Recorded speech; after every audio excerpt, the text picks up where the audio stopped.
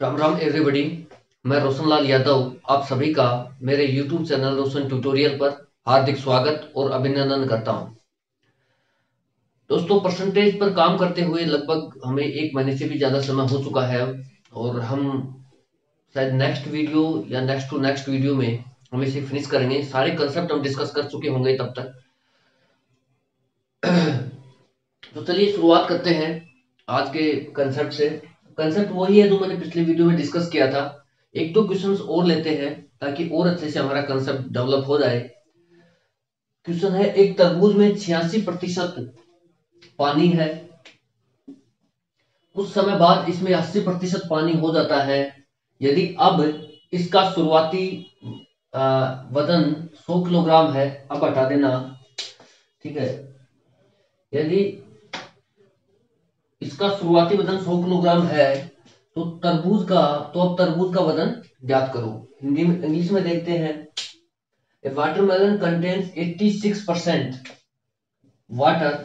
After some time it contains only 80% water. Initial weight of the watermelon is 100 kilogram. Then find the weight of watermelon at present. ठीक है, ये option है इधर आपके। तो दोस्तों, मैंने कल भी इस बारे में बहुत अच्छे से डिस्कस किया था कि वाटरमेलन जो है, जो हमारा तरबूज होता है, इसमें दो ही पार्ट होते हैं। एक तो होता है हमारा वाटर वाला पार्ट, ठीक है। ये मैंने कल बहुत अच्छे से डिस्कस किया था, अच्छे डीपली डिस्कस किया था। वाटर होता है और दूसरा जो पार्ट होता है हमारा वो होता है पल्प, ठीक है। ये हमारा जो बाह्य भाग होता है ये होता है पल्प, ठीक है। इसको हिंदी में बोल देते हैं गुदा, ठीक है। बाह्य भाग बोल देते हैं इसको, ठीक है। तो वाटरमेलन जो है इसके दो पार्ट होते हैं, एक तो वाटर होता है, दूसरा होता है पल्प। जो वाटर होता है हमारा वो वेरी करता है, पल्प में कोई चेंजमेंट नहीं होता है। मैंने कल बताया था आपको कि पल्प जो है, ये पल्प है, ये कांस्टेंट रहता है और वाटर में वेरिएशन आता है, ठीक है। मतलब वाटर जो पानी की जो मात्रा है वो घटती बढ़ती रहती है। जो पल्प है वो शुरू में भी उतना ही रहता है वाटरमेलन में, तरबूज में, और लास्ट में भी उतना ही रहता है। इतना सा कंसेप्ट है। और इससे हम क्वेश्चंस देखना कैसे बनाते हैं। शुरुआती जो वाटरमेलन है अपने पास उसमें 86% वाटर है। तो एक दो ही पार्ट है, तरबूज के पल्प है और एक वाटर है, ठीक है। अब जब 86% हमारे पास वाटर है तो भाई 14% क्या बच गया? पल्प बच गया। हमें मान रहा है कि 100% लेके हम डेटा को 100% लेंगे और उस हिसाब से ही हम सोल्व करेंगे, एक्स वाई नहीं मानेंगे, क्योंकि हम परसेंटेज निकाल रहे हैं तो 100 के रूप में मानना हमारे लिए ज्यादा इजी है। इसलिए हम मान रहे हैं कि 100% उसका वेट है, जिसमें से 86% तो कवर कर लिया वाटर ने, तो बचा कितना? 14%, यानी 14% बचा, उसको कवर कर लिया पल्प ने, ठीक है। ये हमारा इनिशियल है, ठीक है। अब फाइनल में कितना है? फाइनल में क्वेश्चन कह रहा है कि कुछ समय के बाद 80% वाटर हो जाता है, तो फाइनल में कितना हो गया वाटर?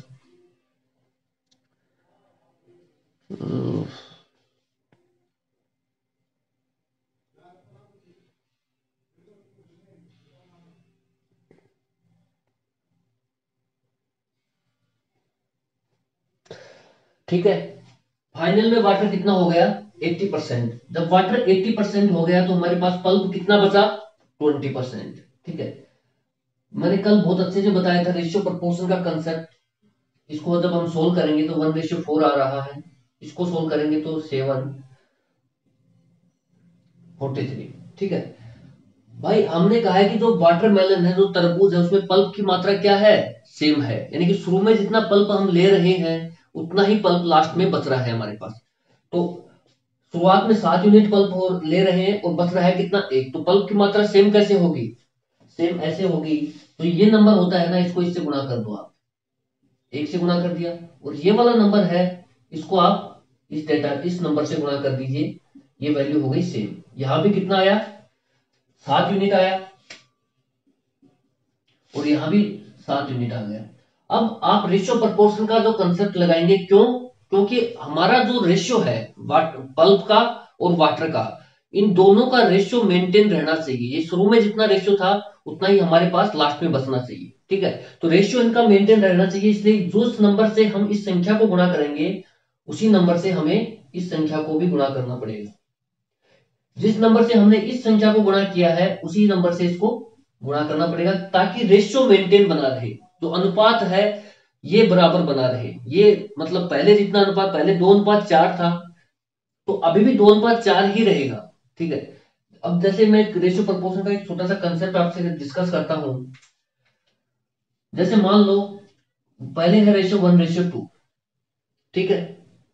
अब उसके बाद जैसे मैंने इस नंबर को 3 से गुणा कर दिया, इसको भी 3 से गुणा किया, तो यहां आ गया 3 और यहां कितना आ गया, 3 दूनी 6। तो रेशियो इसका मेंटेन रहेगा, रेशियो पे कोई फर्क नहीं पड़ेगा। नहीं, फिर से आप इसको 3 एकम 3, 3 दूनी 6 कर सकते हैं, कि 1:2 ही निकाल सकते हैं जो शुरू में था। तो कहीं रेशियो पे कोई फर्क पड़ा, अनुपात पे कोई फर्क पड़ा है? नहीं पड़ा। यही हमें यहां पर करना है, ठीक है।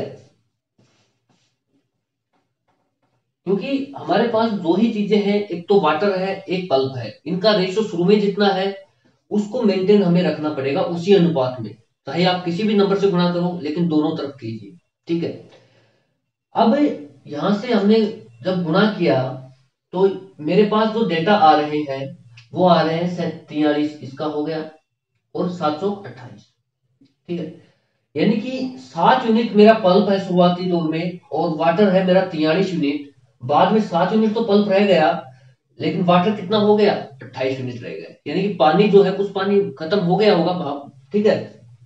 ऐसा होता भी है, शुरुआत में वजन ज्यादा होता है तरबूज में, बाद में धीरे धीरे धीरे धीरे कम होता चला जाता है, ठीक है। तो चलिए मार्क कर लेते हैं। तो ये हो गया। अब हमें सवाल को देखना है कि सवाल कैसे हमारे से आंसर निकलवाना चाह रहा है, ठीक है। सवाल पर आते हैं। सवाल पर आने का ये है, लैंग्वेज पर आइए। सवाल कह रहा है कि यदि इसका शुरुआती वजन 100 किलोग्राम है, सवाल हमें कह रहा है कि इसका जो इनिशियल वेट है, शुरुआती वजन है, उससे आंसर आएगा आपके पास, ठीक है। हो सकता है कि वो ये कह देता कि उसका 100 किलोग्राम जो वजन है, 100 किलोग्राम पानी है, वो खत्म हो गया है। तो आप इनका डिफरेंस लेके आंसर निकाल रहे होते, ठीक है। इन डेटा का 43 और 28 का डिफरेंस लेके आंसर निकाल रहे होते। अगर क्वेश्चन ये कहता है कि लास्ट में जो वजन है तरबूज का वो बच गया है 100 किलोग्राम, तो आप 7 और 28 को जोड़ रहे होते और वो डेटा इसके बराबर रख रहे होते, ठीक है। अगर अब सवाल ने कहा है कि उसका शुरुआती वजन ही 100 किलोग्राम है, इसलिए आपको शुरुआती जो डेटा है 7 यूनिट और 43 यूनिट, इनको जोड़ करके आंसर निकालना पड़ेगा। हमारे हिसाब से शुरुआती वजन है 7 + 43 मतलब 50 यूनिट, ठीक है। हमारे हिसाब से क्या है, 50 यूनिट है, ठीक है। ठीक है, हमारे हिसाब से जो है तरबूज का वजन है, शुरुआती वजन है वो 7 + 43, यानी कि 7 + 43 कितना, 50 यूनिट।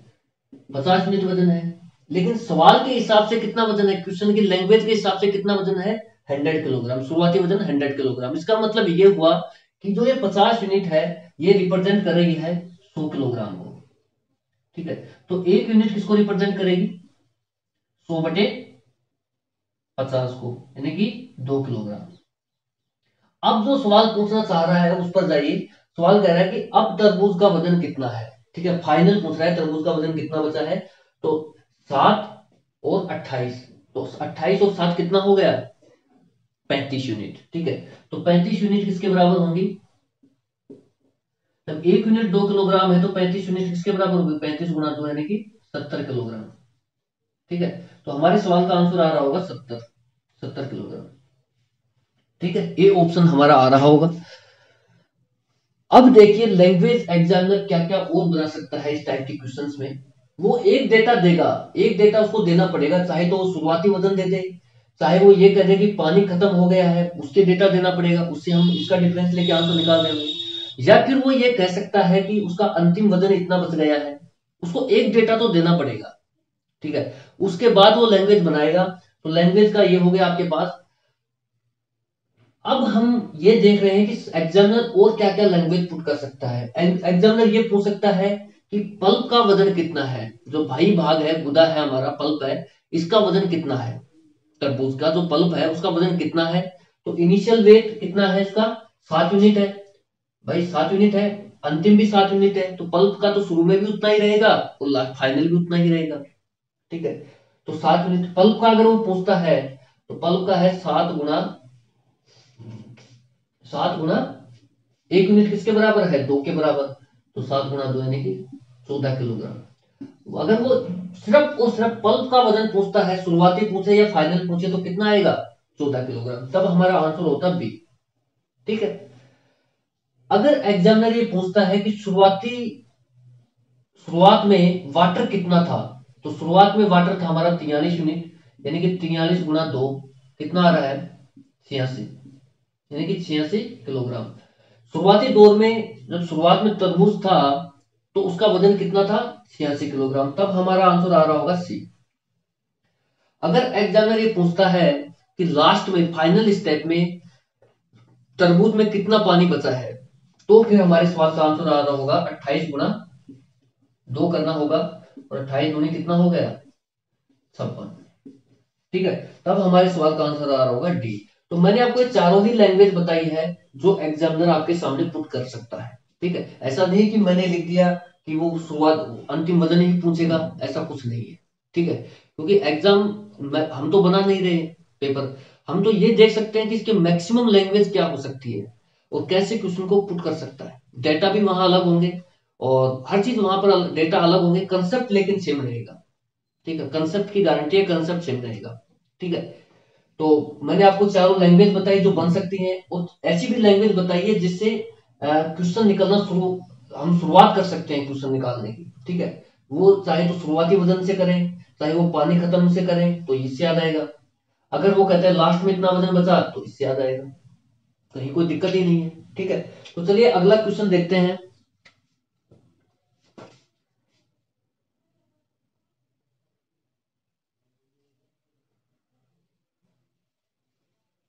ठीक है दोस्तों, नेक्स्ट क्वेश्चन लेते हैं और देखते हैं कि एग्जामिनर तरबूज वाले कंसेप्ट से और किस किस तरीके की लैंग्वेज पुट कर सकता है वो।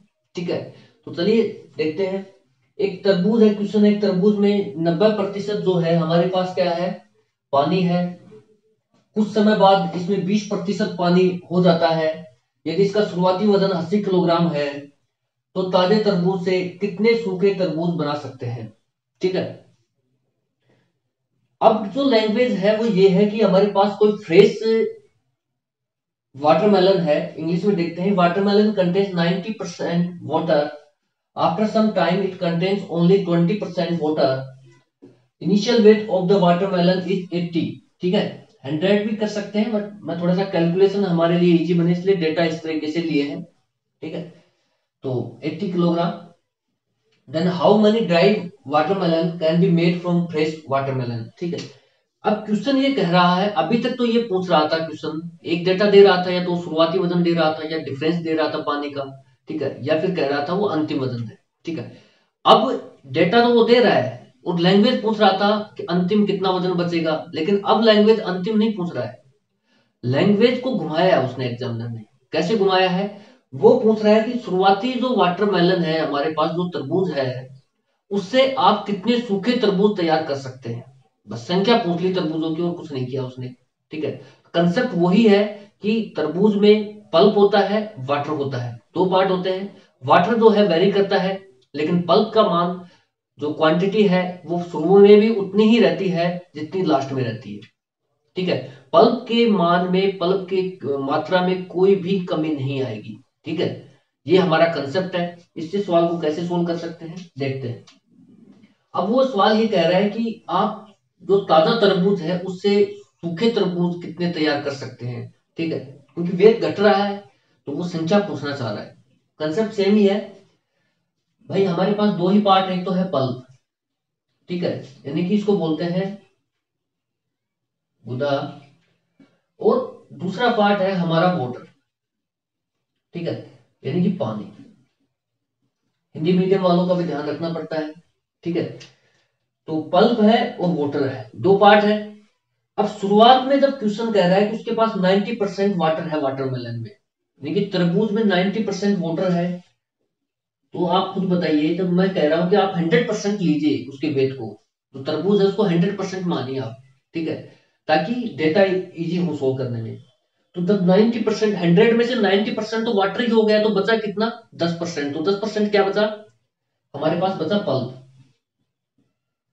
ये हमारा है फ्रेश।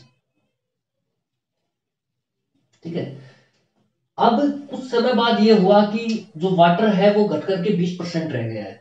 ठीक है, पानी कितना हो गया? 20%। जब पानी 20% हो गया तो पल्प कितना बचा? 80%। उसके वेट का कितना बचा? 80%। हम ये मान रहे हैं क्या टोटल वेट 100% है, तो ये मेरा है ड्राई, यानी कि सूखा। फ्रेश मतलब ताजा, और ड्राई मतलब सूखा। क्वेश्चन ये पूछ रहा है कि जो ताजा तरबूज है उससे कितने सूखे तरबूज बनाए जा सकते हैं। ठीक है, अब मैंने वही रेशियो का कंसेप्ट लगाना है, 1:9 आ गया, ये आ गया 4:1, 20/80। कंसेप्ट सेम रहेगा कि जो वाटर है वो वेरी करेगा, जो हमारा पल्प है उसके मान में 1% भी कमी नहीं आएगी। ठीक है, वो कांस्टेंट रहेगा। आप शुरू में 1 यूनिट ले रहे हैं, बाद में हो रहा है 4 यूनिट, क्या हमने ऐड कर दिया पल्प? नहीं, ऐड नहीं किया है। वो हुआ ये है कि पानी के रिस्पेक्ट में उसका मान बढ़ गया है, इसलिए रेशियो बढ़ गया उसका। ठीक है, और कुछ नहीं हुआ। तो जब लास्ट में जब सूखे में 4 यूनिट है, तो यहाँ भी मेरे को 4 यूनिट बनाने पड़ेंगे।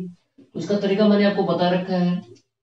ये जो डेटा है आप सीधा इससे गुणा कीजिए, इस डेटा को आप उठा के इससे गुणा कीजिए, और रेशियो मेंटेन रखने के लिए आप इस संख्या को जिससे गुणा करें उससे इसको करना पड़ेगा। यहाँ रेशियो मेंटेन करने के लिए आपने 4 से गुणा किया है, तो ये 9 को भी 4 से गुणा करना पड़ेगा। ठीक है, तो ये मेरे पास आ गया 4 यूनिट, 36 यूनिट, और ये आ गया 1 यूनिट। ठीक है, अब यहां तक तो हम पहले भी करते आए थे, तो इस सवाल में ऐसा क्या डिफरेंस है लैंग्वेज में, वो देखते हैं।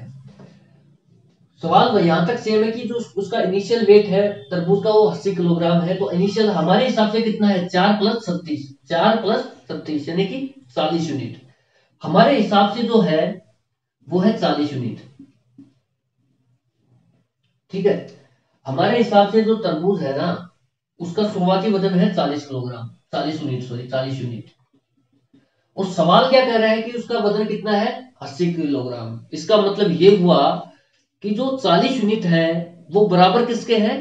80 किलोग्राम के, यानी कि 40 यूनिट रिप्रेजेंट कर रही है किसको? 80 को। तो 1 यूनिट किसको रिप्रेजेंट करेगी?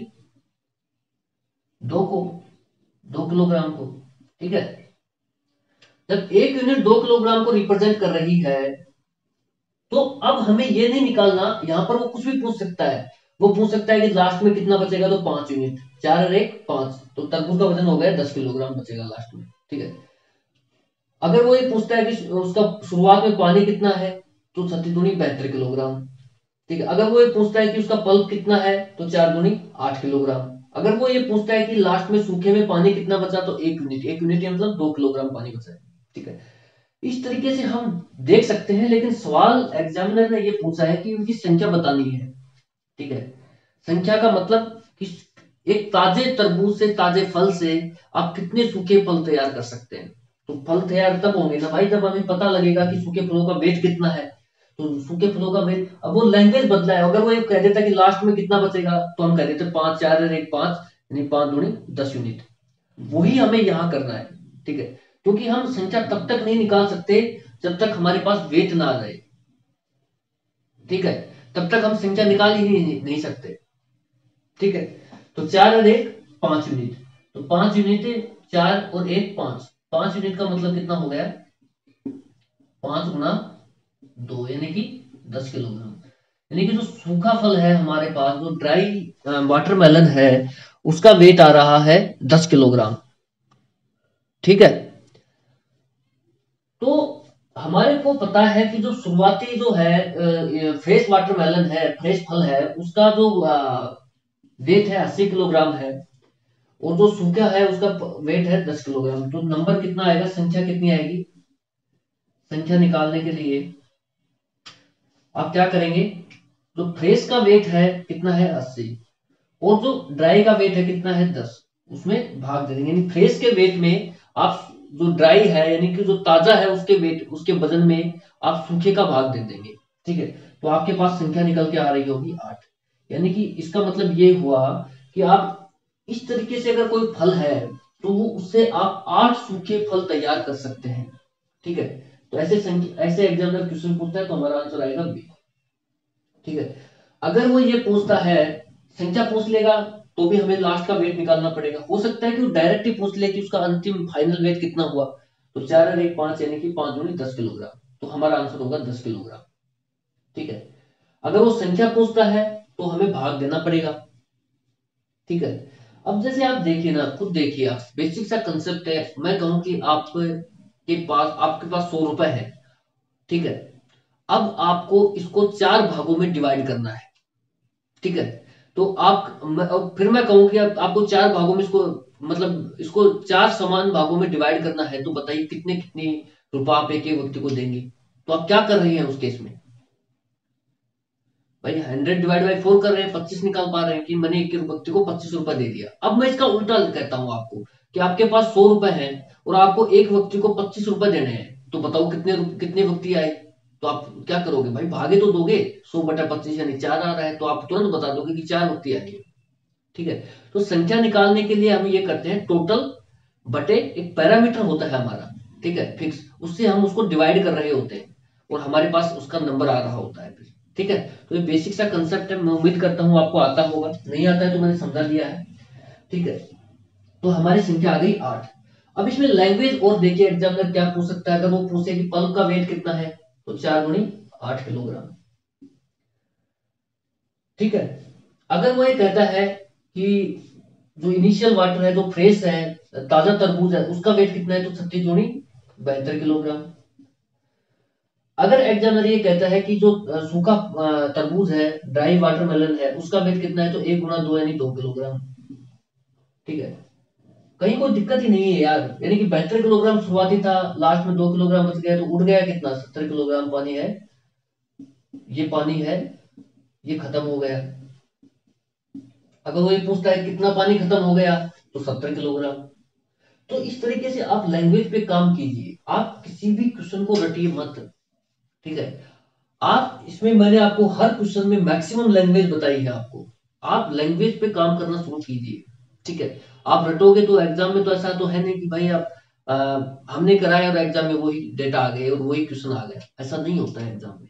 ये कोई 9th 10th बोर्ड के एग्जाम्स नहीं है कि हम जो पढ़ेंगे वही आएगा, एकेडमिक एग्जाम नहीं है ये। ठीक है, ये एक वाइड लेवल पे तैयारी होती है और एग्जामिनर ये देखना चाहता है कि क्या इसके अंदर रीजनिंग एबिलिटी है, सोचने समझने की क्षमता है, क्या ये कोई कंसेप्ट अप्लाई कर पा रहा है कि नहीं कर पा रहा है क्वेश्चन में।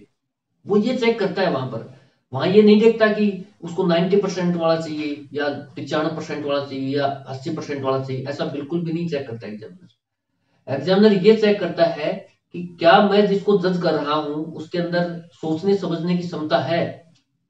ठीक है, कल को वो डेटा चेंज करेगा यहाँ पर। ठीक है, और फिर पूछेगा आपसे कितने सूखे फल तैयार किए जा सकते हैं, कंसेप्ट सेम रहेगा। हो सकता है कि डेटा वो थोड़े अटपटे दे दे, तो आपको कैलकुलेशन आनी चाहिए उसके लिए। ठीक है, कैलकुलेशन का भी मैंने तरीका बताया था कि आप उसका भी बताएंगे। आप पहले तो पहाड़े याद कीजिए कैलकुलेशन के लिए। ठीक है, कहीं कोई शॉर्टकट है ही नहीं, आप शॉर्टकट नहीं ले सकते किसी भी सब्जेक्ट में शॉर्टकट नहीं ले सकते। ये मैं फिर रिपीट कर रहा हूं आपको, आपको तैयारी से गुजरना ही पड़ेगा, इसमें कोई भी दो राय नहीं है। आप पहाड़े याद कीजिए, स्क्वायर की याद कीजिए, क्यूब याद कीजिए। ठीक है, यही जो डेटा है यही आपको कैलकुलेशन में स्ट्रॉन्ग बनाएंगे, और कोई तरीका नहीं है देखिए 2 सेकंड में निकालिए कैलकुलेशन, भाई नहीं निकलते 2 सेकंड में, वहां तो समझ में भी नहीं आता क्या हो रहा है एग्जाम हॉल में। ठीक है, तो आप जो बेसिक है हमारे जो पहाड़े हैं और जो गुणा ये हमारे स्क्वायर है क्यूब है, इनको तैयार कीजिए आप, और जो भी आप कोशिश कीजिए कैलकुलेशन के लिए रोज 10 मिनट दें आप, चाहे आप नंबर को जोड़ ही लीजिए, अटपटे नंबर जोड़िए। ठीक है, आप जोड़िए 60 + 40, आप बहुत आसानी से जोड़ रहे होते हैं 100, लेकिन अब मैं आपको कहूँ 57 + 13 कितना है। ठीक है, तो इस तरीके से आपको वहां दिमाग लगाना पड़ता है। तो आप उन नंबरों से फेमिलियर होइए, ठीक है। आप 10 मिनट रोज की कैलकुलेशन पे दीजिए, यही तरीका है आपकी कैलकुलेशन स्ट्रॉन्ग बनाने का, ठीक है। तो बाकी कंसेप्ट जो बता दिया है वही रहेगा, कंसेप्ट में कोई हेरा फेरी नहीं होगी। वो संख्या पूछ सकता है तो हम संख्या निकाल देंगे, वो वजन पूछता है तो वजन निकाल देंगे, सेपरेट पूछता है तो सेपरेट निकाल देंगे, कहाँ दिक्कत है, ठीक है। तो चलिए इस वीडियो में इतना ही रखते हैं दोस्तों, और thank you so much for watching. जय हिंद दोस्तों। और अगर आपने मेरे इस चैनल को अभी भी सब्सक्राइब नहीं किया है तो सब्सक्राइब कर लीजिए। आपको इस चैनल से निश्चित ही एग्जाम में मदद मिलेगी। और जो बच्चे कहीं कोचिंग भी कर चुके हैं, वो जो पढ़ रहे होंगे यहाँ पर, तो उनको खुद को फील आएगा कि वहां वो कटवा चुके हैं अपना, ठीक है। तो यहाँ ऐसा कोई सिस्टम नहीं है, मैं आपको बिल्कुल बेसिक से पढ़ा रहा हूँ, बढ़िया लेवल तैयार कर रहा हूँ आपका, ठीक है। प्रीवियस ईयर क्वेश्चंस भी हम करेंगे, तो वहां भी मैं आपको यही कंसेप्ट अप्लाई करके बताऊंगा कि जो मैंने पढ़ाया, आप जज कैसे करोगे कि टीचर ने अच्छा पढ़ाया है बुरा पढ़ाया है। आप जज कैसे करते हो? भाई किसी ने 5 क्वेश्चन करा दिया आगे और कह दिया परसेंटेज हो गया, तो इसका मतलब क्या परसेंटेज हो गया? नहीं। आप जज करने का पैरामीटर आपका ये होना चाहिए कि जो टीचर करा रहा है कंटेंट, क्या मैं उस कंटेंट की मदद से, उस कंसेप्ट की सहायता से, क्या मैं एग्जाम के क्वेश्चन सोल्व कर पा रहा हूं या नहीं कर पा रहा। अगर मैं क्वेश्चन सोल्व कर पा रहा हूं प्रीवियस ईयर क्वेश्चन, तो मैं सही जगह पर पढ़ रहा हूं। अगर मैं प्रीवियस ईयर क्वेश्चन सोल्व नहीं कर पा रहा, जो टीचर पढ़ा रहा है उसके कंसेप्ट का यूज करके मैं प्रीवियस ईयर क्वेश्चन नहीं निकाल पा रहा, तो मैं कटवा रहा हूं, ठीक है। दो ही चीजें हैं। अब मैं ज्यादा पार्लियामेंट्री लैंग्वेज यूज करनी पड़ रही है, नहीं तो आप समझ गए होंगे क्या कहना चाह रहा हूं, ठीक है।